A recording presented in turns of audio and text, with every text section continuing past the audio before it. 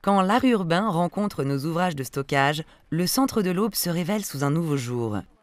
Le CSA a demandé aux étudiants de l'école de design de Troyes de travailler sur des thèmes en lien avec nos activités.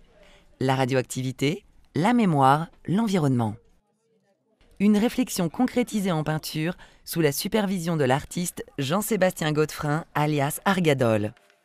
À la base, il y a déjà de longs mois, Landra me contacte et me parle d'un projet éventuellement de street art. Je les rencontre, on en parle, je m'aperçois que ça me concerne plus que carrément, que les sujets à traiter sont aussi des sujets qui moi m'intéressent et que je traite en tant qu'artiste. Et le premier travail à faire, c'est d'aller se documenter. Peu importe le sujet qu'on va traiter, il faut aller se documenter un maximum. Et là, Landra, ça a été vraiment l'occasion. Au début, je ne connaissais pas du tout Landra. Justement, c'est le projet qui m'a fait connaître. Et on a eu une visite du site qui m'a permis de voir comment ça se passait. Et oui, du coup, mon avis a changé. Je pensais, comme tout le monde, que la radioactivité, c'était quelque chose de dangereux. Et finalement, on nous apprend que non. Que justement, il y a différents niveaux de dangerosité, de la radioactivité. On a rarement l'occasion d'avoir autant de moyens et d'aussi grandes et belles surfaces pour peindre, quoi. Surtout pour le graphe, c'est quand même vachement fait dans des conditions illégales souvent, alors que là c'est complètement légal et voilà, on a du matos, on a tout ça, du coup c'est cool.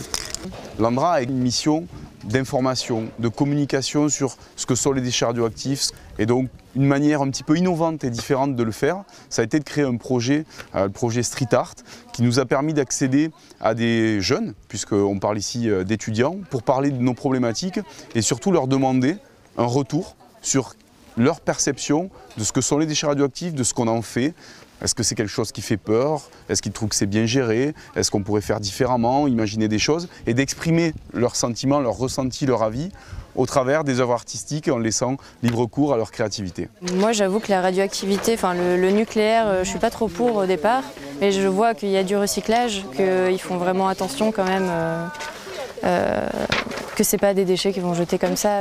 La radioactivité, on voit ça comme quelque chose de dangereux et finalement peindre ici, c'est aussi montrer que finalement c'est pas si dangereux que ça. Justement, on fait des containers pour éviter cette dangerosité.